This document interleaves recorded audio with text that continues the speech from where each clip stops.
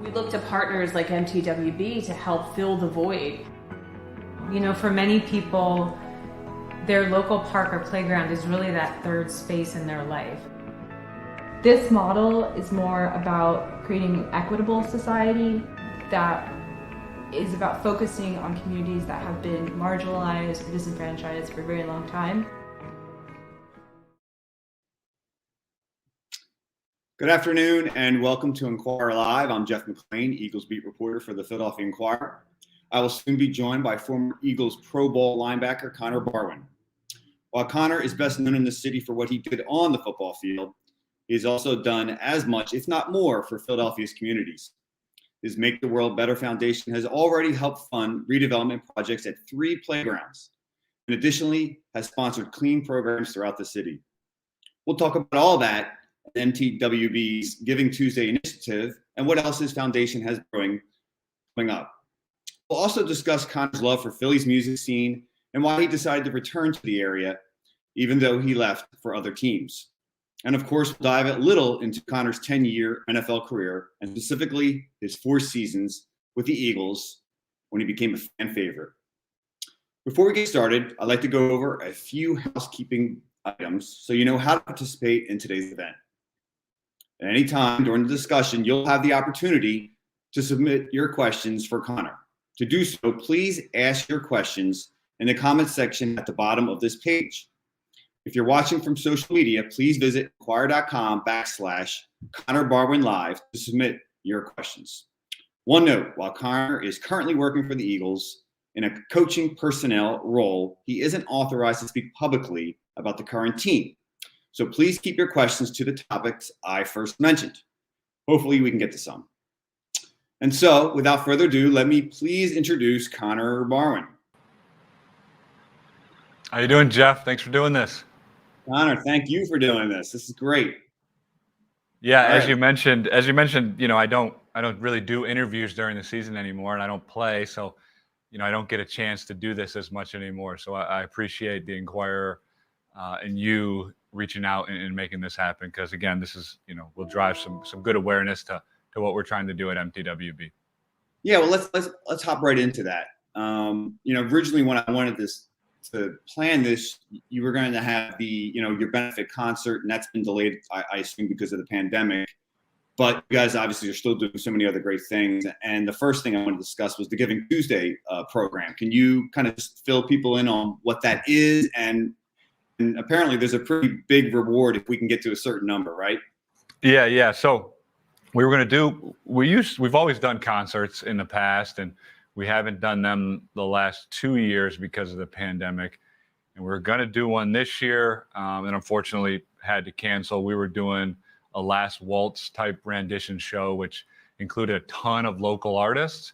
And just with everything going on still with COVID, people didn't really feel comfortable doing that. At least the artists didn't feel. So we're pushing that to next year. And we're actually working on possibly 2 shows next summer back at the Dell. And hopefully all this COVID is behind us. But so this year we pivoted. We're doing a Giving Tuesday campaign, which people I think are familiar with around Thanksgiving.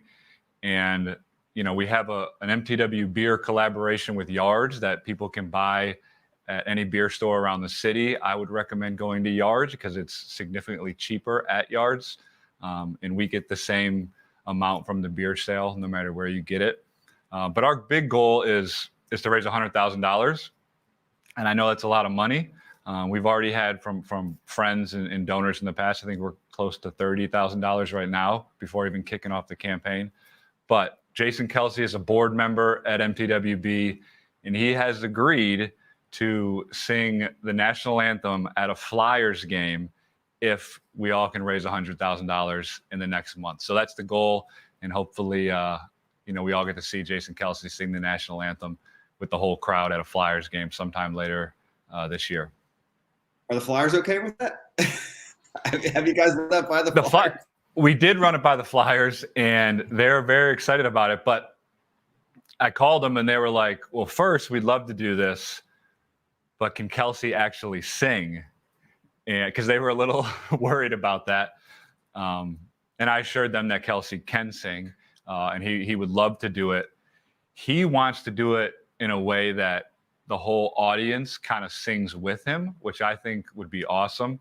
Because again, I've been places where the national anthem was sung and then everybody kind of started singing it at the end. And it is a very cool moment when the whole crowd gets into it. So, me and Kelsey were talking before this. We're hoping he sings, he can sing, but then the crowd gets into it. And it's a really special moment for everybody. I think you got him to sing one time on the radio. Is that correct? Like, I think with XPN, right? He brought out the guitar and. Yeah, he sang a couple songs on XBN live on the radio. I'm trying to forget. One was a Jason Isbell tune, I think. Yeah, they were both Jason Isbell tunes, and because he's got like a real raspy kind of country voice, which doesn't necessarily carry over well to the national anthem. So we might need some help from the audience, but he can definitely sing. Yeah. Well, that's great. Hopefully, we can get some donors and people to kick in to make that happen. If anything, just to see Kelsey or embarrass Kelsey, because we know how sometimes he can be. Well, sometimes he's subdued. I guess if he's dressed as a leprechaun, or I don't know. Yeah, I don't know. I don't know what we'll get him to wear, but to me, this is just another opportunity to add another thing to kind of iconic moments for Jason Kelsey in Philadelphia. So hopefully. Everybody, pitch in $1, $10, $100, whatever you can do, and then we'll all get to the Flyers game and celebrate Kelsey singing the national anthem. Make the World Better Foundation is best known for the playgrounds that you helped fund to build, and can you just remind everyone, the three that you have already redeveloped, and I don't know if people realized how much those benefit concerts played a part in getting those playgrounds redone. Yeah, exactly. So we've done 3 playgrounds: Ralph Brooks Park, 20th and Tasker in South Philly, Smith Playground, 24th and Snyder in South Philly, really big playground, and then we just finished up Waterloo Playground in West Kensington, and that's a $2 million project. Smith Playground was a $3 million project. Ralph Brooks Park was a $750,000 project. And these are, we at MTWB, we've learned and we believe that the way to build these playgrounds the right way is to involve the community the whole time. We believe the people that use that space know how to design that space. And so we've taken that approach. Sometimes it takes a little longer, and sometimes it costs a little bit more money, but it makes a difference in the long run. And so in the past, we'd have a concert, and then I would match that money raised, and then we would leverage that out to the private and public sector. And these are Parks and Rec owned properties, so obviously they put a lot of money into these sites and into building these new playgrounds. And so that's how it worked in the past. Now we haven't had the concerts, so we have to find other ways to raise some money. And I do work for the Eagles now, but they don't pay me nearly as much as they used to when I played. So trying to get more and more people involved to help support this cause. And at the end of the day, every kid deserves a safe and fun place to go play. I mean, for me and a lot of athletes, the playground was our sanctuary. Even when I get stressed out today, I go, shoot some hoops and feel better about things. So just trying to do our part and help, build better playgrounds in the city and more playgrounds in the city. Do you still drive by the playgrounds? And you're relatively close to the one in Kensington, I assume. And do you take your son there? And what's the environment like now? Yeah, I'm still close with the communities where we did those first 2 playgrounds. I occasionally go down by Ralph Brooks. For people that know that area, I mean, it's really in the summer, it's an incredible place to go see basketball. I mean, there's an incredible league that kind of takes over on the weekend. And I have good relationships with people down there. And then Smith Playground, same thing. I'll occasionally stop by. It's a big turf field. Yeah. So it's fun for my son to see that. And like you mentioned, I live in Fishtown now, so we're pretty close to the West Kensington one. And we've just wrapped up construction there. So it's good. It's been good to see the construction happen and finally be able to reopen it here in a few weeks. So there will be a grand opening. And yeah, will there be a date on that? You want? Yeah, I don't want to tease out the date right now. I mean, the construction's done. If people follow us, you can see the videos we're going to post the next week. We kind of teased it a little bit before this, but that'll be totally reopening here in a few weeks, which is very exciting. And then down the road, for people that are wondering, our next project that we've been working on the last 2 years is the Vera Rec Center in Grays Ferry, also in South Philly, and that is a massive project. We're building a whole new community center, and that hopefully starts construction early next year. Real quick, so how do you scout out a playground that you want to redevelop, and what goes into it, and how involved are the communities in terms of that part of the project? That's a good question, Jeff. I think to me, the most and the easiest way to understand this is the sweet spot is finding a neighborhood or a playground that is kind of ready for that kind of investment, meaning there's local leaders in the neighborhood, the site is actively used, there's people that really care about that site, but there just hasn't been money invested, and there isn't money that's going to be invested anytime in the near future. So that's where we try to go. We're not trying to go to a park that has the resources, or a neighborhood that has the resources to do this already by themselves. And we're not trying to go into a neighborhood that isn't ready for that kind of investment. So we're trying to find that middle ground, and that's the sweet spot, because really you need community members to want it more than you even want to see it happen. And when you find those people in those neighborhoods, that's where kind of the magic really starts to happen. And then, of course, we collaborate with all of our different city partners in where they, and they have information that we don't have. So we work with them and see where they want to invest money and where they think those investments need to be made. And then we all kind of talk about it and agree on different sites. Why do you think this all happened here, though? I mean, you're from Detroit, you spent 4 years in Houston, and not only did it happen, when you were here the first time, but also that you've decided to kind of make it your home and continue on with it and having this close association with Philadelphia. Well, I think I always wanted to do something like this. And, some people say the hardest step is just taking the first step. And I think that's really true. And, in 2013, I took that first step and we started this. It started for me just riding my bike down past Ralph Brooks Park and then calling my dad, who was a former police officer, city manager, to come see the site, and then meeting with the head of Parks and Rec, and then meeting with the mayor, and then Don Smolinski introducing me to different people within the city. And, things have just snowballed since then. I met Jeff Tubbs, who was kind of doing stuff in the neighborhood, and then we merged our foundations. I met Claire Laver, who was in that video, who's been our executive director for the last 7 years, who's been amazing, kind of holding this thing all together.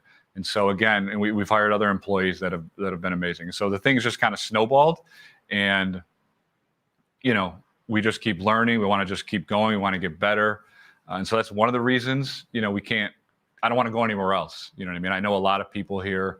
I have a network here, and so I think I can do the most here, or we as a group at MTWB can make the biggest difference here. And then, I love working for the Eagles. I love living in a city that sports are really important, if not the most important thing. I love where Philly is located, kind of in the Northeast corridor. I think it's special compared to anywhere else in the country. And, it's just my wife has a great job here. So we've made it our home since 2013, and we don't plan on leaving anytime soon. I mean, you could live anywhere. In fact, when you were playing for the Los Angeles Rams, I met you in Malibu, and you had a place overlooking the ocean. And I was just like, why do you want to come back to Philadelphia? But it's amazing that you still wanted to be here. And I just knowing Philadelphians and talking to them, it just seemed like, when you adopt their city, they'll adopt you in return. And it seems like they've appreciated that. And I'm sure that you probably still hear that from many people. In fact, questions are popping up with that sentiment. Well, I think it's so true. I mean, it's mutual. That's why I think, we as Philadelphia, we can make the most difference here. And I'll say I love living in Malibu. I loved living in Manhattan when I played for the Giants. But every day, day in and day out, like I like living in Philly. I'm like a worker. I like to work and be doing things all the time. And I feel like people in Philly are like that. We all kind of, people say it too much, but there is something real about that. And, I love being in Malibu, but that's not how people are in Malibu. You know what I mean? Like I like waking up super early in the morning and trying to get a bunch of stuff done before anybody wakes up. And I think there's people in Philly that are like that. Yeah. So that's the people. What about the place? Like there's certain things about it that you just all of a sudden, I mean, we'll get to obviously the music scene, but before we get to that, other things about the city. Obviously, I know the fans and, I think one time you told me about how like you'll just bump in that. You just feel how much the Eagles are important here and the sports. But more than that, I guess just the attitude. Is that a fair way to say it? Yeah, I mean, it is, especially if you play for the Eagles or work for the Eagles. Man, it's like a big family. Like we really are like because football is so important here.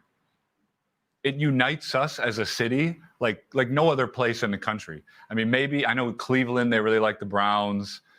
Yeah. But man, Philly's different. Like it's really different. And to be in a place that we all have this mutual connection bond, that's special. And, you can feel that. And it makes it really hard sometimes, But again, I think that's a positive. And yeah, I think that's special about Philly. And then also, kind of getting to your question a little bit more, besides the people in Philly, I do think that the infrastructure, the city as a whole, it's not where we all want it to be, but there's so much freaking potential about where this city can be in, 5, 10, 15 years. And so that's why I'm excited to be here as well.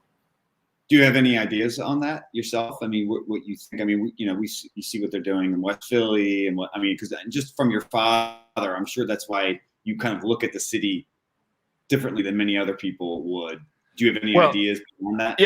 Yeah. I mean, you just look at the city is right in the middle of two kind of rivers, which, continue to develop the riverfronts, which is going to happen over the next 10 to 15 years. That's an asset that a lot of cities don't have. And then all of the development that's going to start to happen around the refinery and the Navy Yard. I think what's happening down by the stadiums is really exciting. I think as a whole, we've got a way to go, and kind of the gun violence and all of that is an issue that's happening around the country. But we are going to figure that out as a city and hopefully be leaders in that area. And so those are the things that kind of excite me.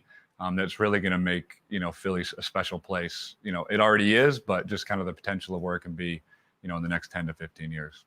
Well, I guess you see it in your neighborhood in Fishtown too. I mean, you're raising a family. I understand that you have another one on the way. Is that correct? And I don't know if I have another one on the way. I might, but I had a girl 6 months ago. So I'm sorry. You're right. Yeah, you're right. I'm sorry. Yeah. So I got a baby boy who's 3.5, West, and then I have a little 6-month-old girl named Vera. And so yeah, we're right in Fishtown. And what's it like to raise a family there? And do you feel like you'll stay there for an extended period, or as you get older with your family, maybe move? I don't know. We're gonna take it year by year. I mean, we just renovated a house in Fishtown, so we're not leaving anytime soon. But I will say this to people with young families: I very much understand moving outside the city to get some green space. Yeah. But Fishtown is sneaky. There are yards behind most of the houses in Fishtown, little small yards. And, I went and walked around and found a house with a yard. But, before you just give up and say you're moving to the suburbs for a yard, I'd come over and look in Fishtown, because we do have yards behind our row houses in Fishtown, which, a lot of people don't know exist. It's kind of a secret that my neighbors might get mad at me that I'm telling everybody that, but they're there. Well, there's the little pitch for Fishtown in the area over there on, I guess what they call it, that section of Philadelphia, but the greater section, I guess it's part of North Philly. Switching over to the music scene here, I'm a big fan of myself, and I think several times you and I have popped up. I've run into you at these shows, and just so many great venues now, and the pandemic has hurt them. I mean, let's be honest about it. It's been tough. It's been hard, but it's starting to slowly come back. I don't know if you've been to any shows yet, but what was it about it when you first got here that kind of made you say, oh, okay, this is lively. This is something I want to be a part of? Well, it really started with Union Transfer, and that was the kind of venue that I liked. I guess the size of venue that I liked. I really started going to a lot of shows when I played in Houston. And so in college, I played football, basketball, went to school. You're very busy. I'm playing in Houston. You know, people don't realize this, but now that I'm not a player anymore, I can share the secret. Football players aren't really that busy, professional football players. I mean, during the season, we're kind of pretty busy. But in the off season, you're not that busy. I mean, you can only work out so many hours a day. And so I found myself going to see live music a lot. And when I got to Philly, UT was the size room that I enjoyed going to, and I got to be friendly with Sean Agnew, who runs that venue, and just got to be friends with him. And he's the one that kind of got the MTWB concerts going, and he kind of introduced me to the other venues, other people in the music scene. And again, like you said, talking about the potential or how great Philly is, like the music scene is different than any other place as well. I mean, there's so many great venues besides UT, all different sizes, rooms. Everybody tours through Philadelphia, so you can see everybody. And so again, the pandemic was very hard for them, but I think, they're going to come back and be stronger for it. What are some of your favorite shows you've seen in Philly? Well, without a doubt, I mean, all of the MTWB shows have been my favorite. I've been to three of them. I got to say the War on Drugs one, though, the first Delaware was special. Yeah, and that's the only one I wasn't at because I was in California and I couldn't be there. No, I don't know. There's been so many great shows. I mean, I've seen a couple really awesome shows at the Met. Like the Met's great. Yeah. Fillmore's pretty good. And then of course a whole bunch at UT. All kinds of stuff at UT. But two really great venues. Fillmore, Fillmore's obviously great. Yeah. Have you been to any again? So since since after the pandemic? I can't remember right now, but I did go see a show at UT a couple months ago. I actually can't remember what it was, but I've seen one show at UT since the pandemic, and then I've seen a couple really small, like neighborhood outdoor concerts of local bands over in my neighborhood. But no big shows yet. Well, which makes leads me to ask you about the War on Drugs new album. War on Drugs is for those of you at home who know, they're a rock band. Not specifically, they're all not from Philadelphia, but that's kind of where they formed and made their name, and went from this kind of local phenomenon to national world stars, I guess you could say, right? I mean, they're kind of carrying the beacon, or carrying the flag for rock and roll, and they just released a new album. And Connor, what do you think of it? It's unbelievable. And if people listening here have never heard to the War on Drugs, it's an interesting name. It has nothing to do with the actual War on Drugs. But it's a great band, and they put out their last three records are just unbelievable. The newest one that Jeff just mentioned is incredible. So, hit your Apple Music or Spotify and just search the War on Drugs. It's easy listening. It's awesome. And to me, as a fan of music, for them to have these last three records be so damn good, each one of them, I was trying to think of like what that's like, for me as maybe, being a successful football player. I was able to get 2 years with double-digit sacks in 10 seasons. I feel like 3 records that just jam like they've had is like double-digit sacks for like 8 years in a row. I mean, it's just incredible that they've been able to maintain that level of success these last 3 records. Now, I think you can say that they've arguably gotten better with each one. Although I know the first one was kind of the one that put them on the map. It'll probably be years from now before you kind of look at them and rank them Although, the hits could keep coming, but there aren't many bands that kind of keep delivering one album after the other that's full of just great tracks. And this one's up called I Don't Live Here Anymore, I believe. Yep. And Adam wore your jersey, the lead singer, songwriter. How do you pronounce Adam's last name? I'm not going to try to. I do. Jesus, so hard. Anyway, so he wore your jersey when at the time that the concert at the Dell. Now the concert at the Dell. So I don't know if for many of you at home, the concert the Dell's in the Fairmount Park. It's not far off Kelly Drive, and they typically have soul and R&B and hip hop acts. And this was the first time they ever had rock bands play. Connor brought a rock band, and typically the Mann Music Center hosts those types of bands, and here they are at the Dell, which was like this hidden gem. I mean, for some of us who just didn't really go to the Dell to see some of those acts, so for like rock fans to go see that at the Dell, and it was just a perfect night in terms of the weather, and the place was packed. And so, are you hoping maybe someday to go back there? Yeah. I got a call with Susan Slauson tonight about the show we're trying to book for next year. And quick history lesson: the Dell has been around for a long time. It's a public venue. About 10 years ago, maybe 12 now, the city kind of invested some money in it, and it's a beautiful venue if you've never been there. It was actually the Mann before the Mann. Like, it's in East Fairmount Park. Obviously, the Mann's over in West Fairmount Park. So it's been around a long time. You should consider going to see any show that's there. It's a great time.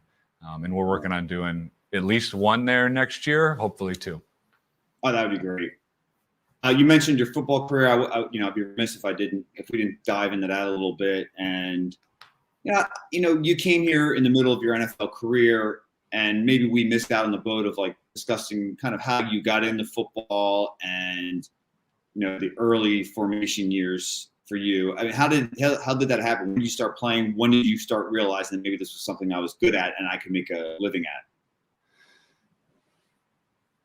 I didn't realize I never thought I could make a living at it.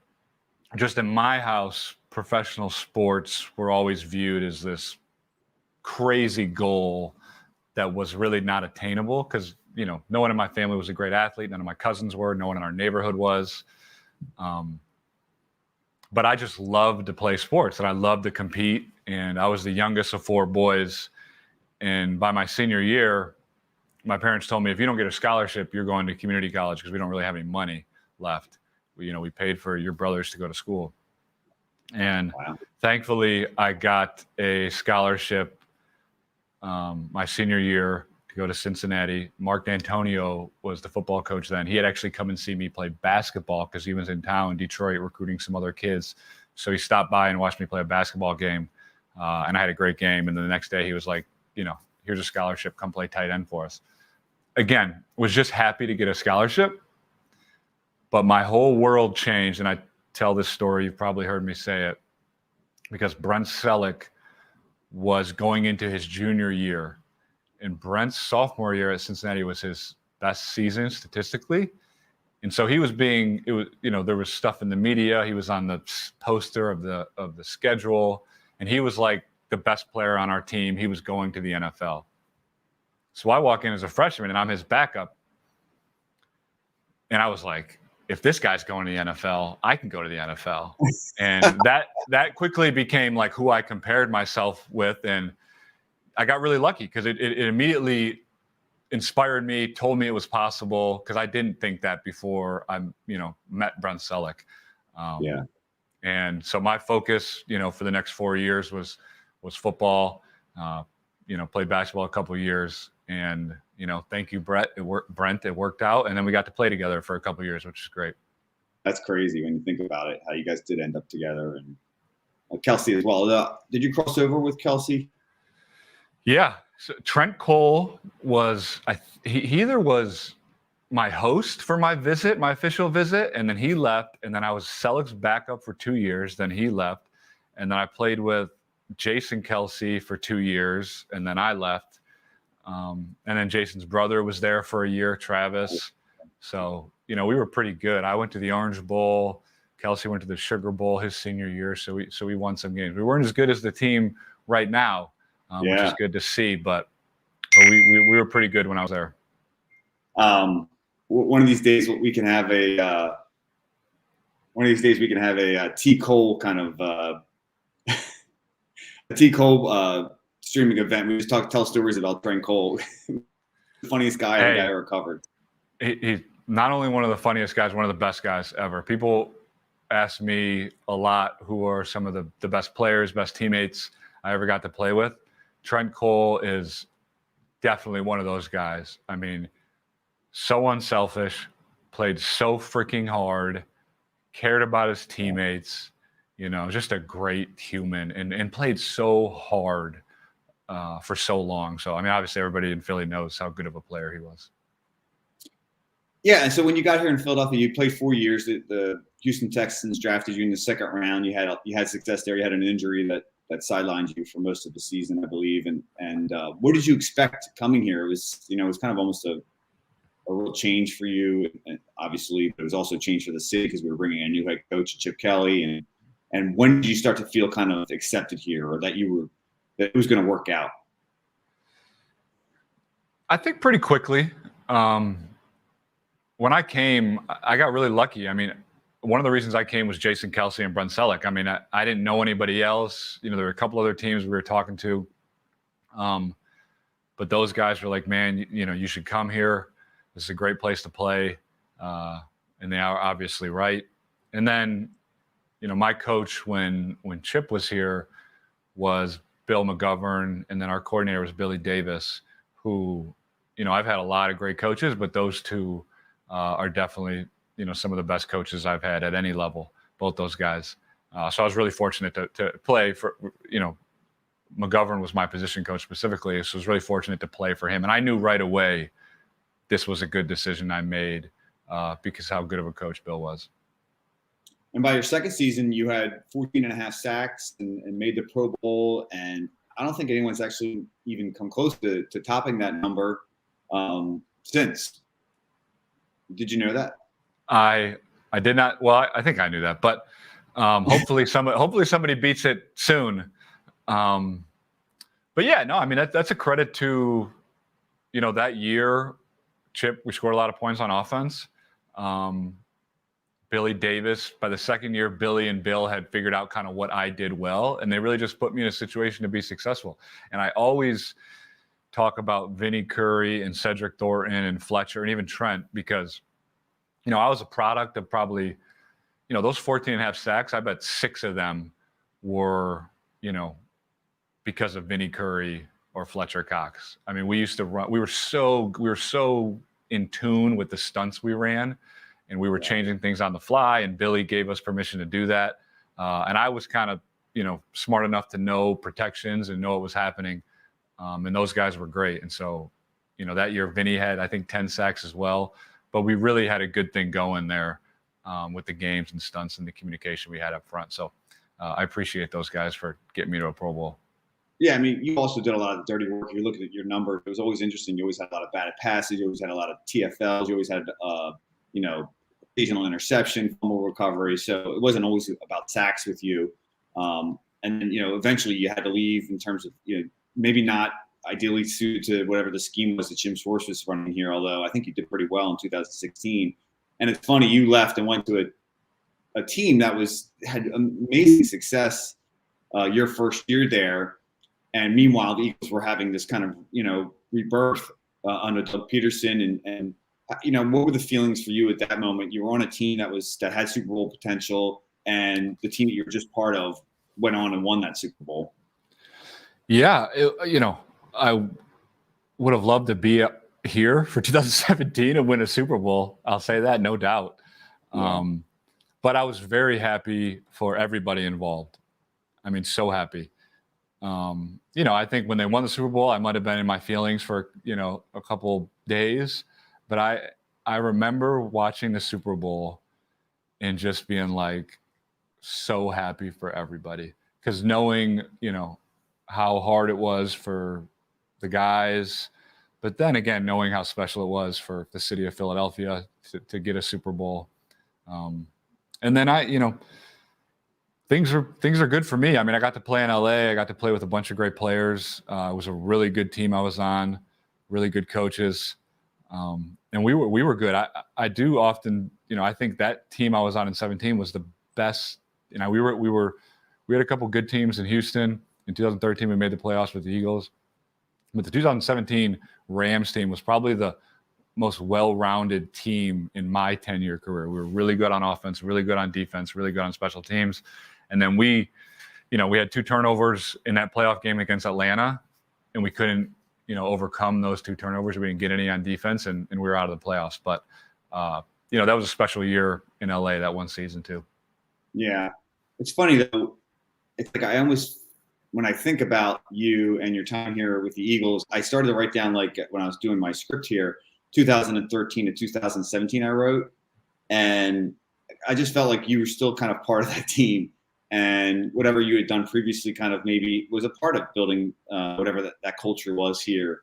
So I always wondered if maybe Jeffrey Lurie could just kind of maybe slip you a ring.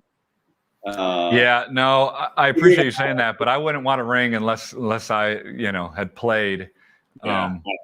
But I did have, it was interesting. So the year after I played in LA, I went and played in New York. People probably don't realize, but the following year, the Los Angeles Rams also went to the Super Bowl. And, after my year with the Giants and I retired, I was like, if the Giants go to the freaking Super Bowl this year, there is something I'm doing. It's just, I can't stick around, but every team I play on, they keep going to the Super Bowl. So that wasn't it. The Giants obviously didn't even make the playoffs the next year. Yeah, I won't say thankfully the Rams didn't win, because I know you had a lot of guys there you're probably rooting for to get their first Super Bowl, but that did not happen. Yeah, they'll get one eventually. Yeah.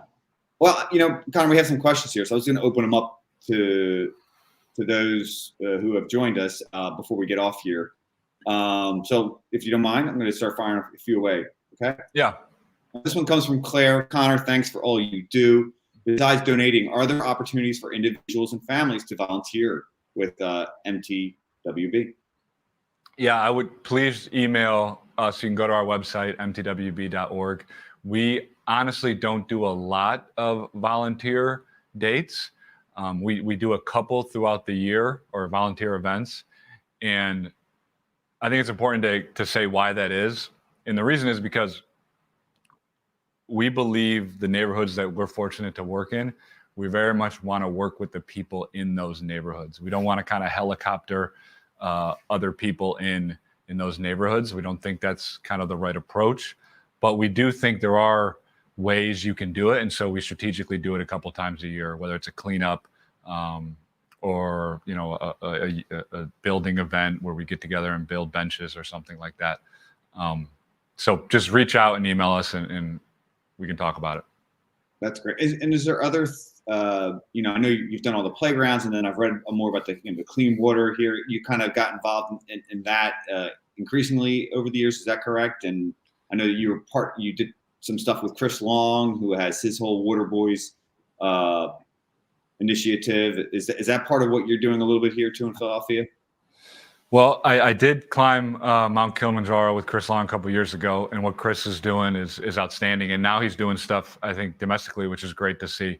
But what you might have read about is every one of our playgrounds we've done, and we do major construction. So the water department is a great city agency that has funds that, whenever there's these big construction projects, they're trying to put in green stormwater infrastructure. And a lot of time we build these big rain gardens. So at Ralph Brooks, we built this basketball court. There's this huge kind of retainer underneath the court. And then there's this rain garden that collects rain. And so, when it rains a big storm, it kind of naturally cleans the water, which is the way we want it to happen. And so we partner with the water department after these projects are done to work with the local neighborhood to make sure these, pay the people in the local neighborhoods to make sure these rain gardens stay clean and educate the people about what they're there for and why they're important. No, that's great. Okay, another one. This isn't exactly a question. This is from Baba Law, but just a thank you to Connor for his enduring love of Philly. He was a great guy to have on the team and to root for, and it's a great alum. Actually, there is a question here. Thoughts on Ruby the Hatchet? I don't know what Ruby the Hatchet is. Is that something you know? Oh, it's a band. I think that's a band. Oh, that is. You're right. Yeah. I haven't listened to them, but I've seen it. I think you kind of answered this question, but I'll just throw it out there again from our Phils. What made you focus on the playgrounds? I know that you were the bike riding incident played a role just driving through South Philadelphia, but and certainly, as you mentioned, your father. Was there something else? Well, I think for me, I love playgrounds. Like, I think they're special places. I grew up going to them. They changed my life in some ways. Yeah. You know, coaches make a huge difference. And I think like the really good ones, man, they're really special when you have this public space that everybody comes out to.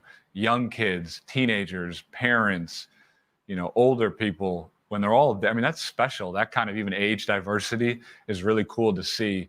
And playgrounds do that when they're built the right way. And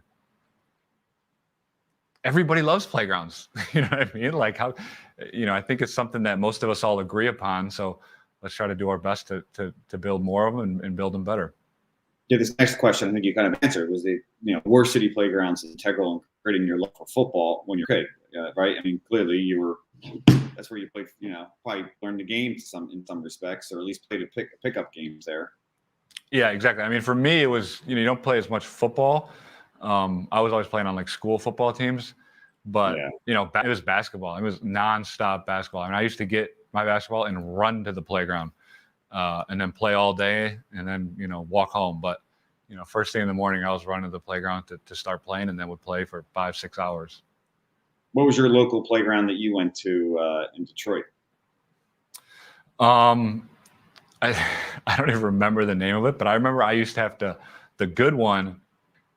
I lived in Hazel Park, so people are not going to know this, but I-75 is a big freeway that kind of cut through part of the city. And I always remember my parents wouldn't let me go until a certain age because I would run through the neighborhood, but then you had to get over the freeway to get to the good playground. I don't know, maybe I was like 12 and my parents were like, all right, go. You can get over the freeway yourself. Wow. Yeah. So I don't remember the name of it, but that was where we would go when I was a kid. That was the best game. Where did you go to high school? U of D Jesuit. Okay. Yep. And how was your experience there? I loved it. It was an academy too, so I was there for 6 years, all boys school. 6 years is a long time at an all boys school, but it was great. It was really great. And then just because we're talking about Detroit, I got to give St. Rita's a shout out because that was really people are asking why I did this. I mean, that was the impetus. I grew up on the north side of 8 Mile. Somehow there was a guy that coached me when I was like in 4th grade and said, hey, and so just be clear, on the north side of 8 Mile was the northern Detroit border. It was where white people lived. And on the south side, it was where black people lived. So I lived on 9 Mile in John R. And I was one of the better kids playing basketball in 4th grade. And this guy was like, hey, there's this really good gym on 7 Mile where, this guy runs, it's out of a church. They just play games all day. Kids have to bring their report card and they're allowed to play. And that's it. And so my dad was like, do you want to go? And I was like, yeah, let's go. And so I started going there in 4th grade. And I went there every Saturday and Sunday, until I was 17 years old. And it was an indoor gym, but that was it. I mean, I was the only white kid in there and we just played basketball nonstop all day. And it was really transformative for me to see the difference that community had on me and literally just my athleticism, but also the difference those coaches and those adults made on the kids in that neighborhood. And I got to see the realities of, the way they were growing up compared to the way I was growing up, literally, a mile away. And so to see that from the time you're 11 years old to 17, had a big impact on me. And it's clearly influenced all that you've done with your foundation and just the way that you've interacted with the city, Connor, and done so much, for the many communities in Philadelphia. And this has been just a wonderful 45 minutes we've spent with you. I really appreciate the time that you've given us, and again, also what you've given to the city in return, and not only in terms of the playgrounds, the foundation, but also as a football player. And you're still part of the Eagles community, and fans really appreciate that. I'm sure that at some point they may even see you down there on the sidelines still helping out and being a part of the team. So I really want to thank you again. And anything more you want to kind of any parting shot you want to give us there, Connor, before we cut this off? No, thank you for doing this, Jeff. And then if anybody wants to support MTWB, go to our website, mtwb.org. If you want to drink some beers on Thanksgiving or Friday, go to your local beer store and buy some of the Yards MTWB beer. Again, thank you for doing this. Yeah. Also hashtag Giving Tuesday, so we can get Kelsey at the Flyers game singing the national anthem. That would be great. So everyone, thank you so much for joining us, and thank you again to Connor Barwin. We'll talk to you soon here at Inquirer Live.